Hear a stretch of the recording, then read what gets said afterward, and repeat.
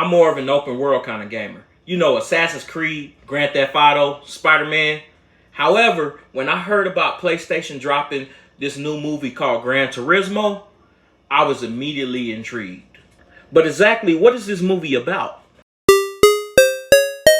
Somebody wasn't hearing. The promotion of this movie made you feel as if it was strictly going to be a video game adaptation. You know, strictly about Gran Turismo. However, you would be mistaken. This movie is actually really about a father and a son. I'm pretty sure I'm about to butcher this name, but Damon Hansu. Listen, don't you guys laugh. I did my best with that. It's the same guy from Shazam, the wizard from Shazam. I'm pretty sure it's ringing a bell for everybody now. This guy is playing Jan's father in this movie. And let me tell you something. When I say he's playing his father, he played the role of a father extremely well. I mean, I was really moved by his performance in this movie. Jan is played by Archie M. And we're just going to say Archie M because I'm not going to ruin another name tonight. How would you pronounce that? While I'm not familiar with the Archie, he has played in Apple TVC as well as Teen Spirit and the upcoming Heart of Stone on Netflix. I have to say that he did an extremely good job with this role. And the reason why I'm saying he did a good job is because I found myself in the first act extremely irritated with this guy. He was really playing that role of a young, bullheaded teen, young adult. I want to say he was around late teen, 19 to early 20s. And he played this role extremely well. Like, if you ever find yourself really mad where you want to take your belt off and whoop somebody, then they did their job. And I mean, he sold that performance. Listen, there were times in this movie where I felt as if the pacing, and this was only in the beginning, I felt as if the pacing could have been done a lot better. There were moments between him and his father that I felt could have drawn more emotion, and yet it felt extremely rushed. But it gets better. Jan is at work and he receives a notification from his friend. He checks his phone and come to find out, Danny, played by Orlando Bloom, has already been a Nissan. Did I say that right? Nissan. To pitch an idea. That idea is to take the simulator, Gran Turismo, and its millions of players, and bring out new drive and new hope to make them want to buy into cars again. This time period is between 2011 and 2013.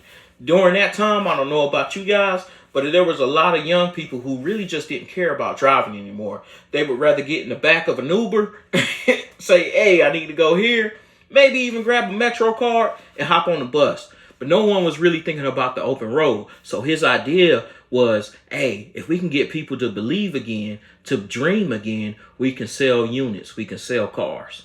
And I can only assume that it worked, because Jan goes on, as you all know, he qualifies and he takes off. This movie does a very good job of truly showing you the grueling task of being a driver. I mean, it really leans into the fact that you're just not sitting in a seat and driving all day. You're sitting in a seat and you are truly an athlete. You're fighting hunger, you're fighting heat, you're fighting fatigue. It truly shows you that these guys are actually truly athletes. A movie can't be a movie without a good villain. And I must say there were two good villains in this movie. The first villain was a driver by the name of Maddie. Maddie was a driver that was competing for a spot on Team Nissan with Jan. This guy really burnt my liver.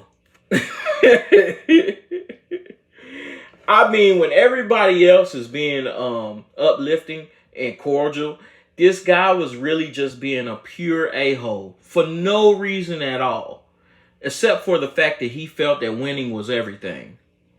Then the second villain comes in the form of a brother named Kappa. Kappa drives for this super luxurious team.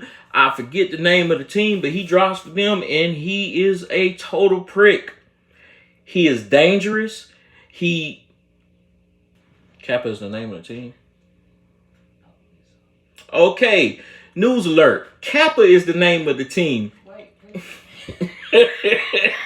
This guy's an absolute prick. And quite honestly, he's just downright jealous. There's a particular scene in this movie that really actually made me feel good. It wasn't necessarily a real emotional scene, but what it did was, in this scene, there was a moment where Jan may not have been the correct fit for Team Nissan. However, the option was given to his coach, Jack. Jack was given the option of picking Maddie, who was quite possibly the better driver at the time. At least that's what we thought. Was quite possibly the better driver and the better talent. Meaning that he could speak well. He was a great personality, at least a great personality sale-wise. He could be sold. And Jan didn't necessarily check any of those boxes. However, integrity came through and said, no, Jan won, so Jan is the one that we are going to sign. I find that to be extremely, extremely heartwarming. And the reason why is because we are in a world that sees nothing but dollar signs. We live in a society now that says anything, money over everything. There is no emphasis on valor. There's no emphasis on integrity, truthfulness, kindness. There's no emphasis on any of those things. And to see that placed in the movie was beyond great for me. At some point, this movie goes from being about PlayStation's Gran Turismo to being an Oscar-nominated film. I'm going to go ahead and say that now.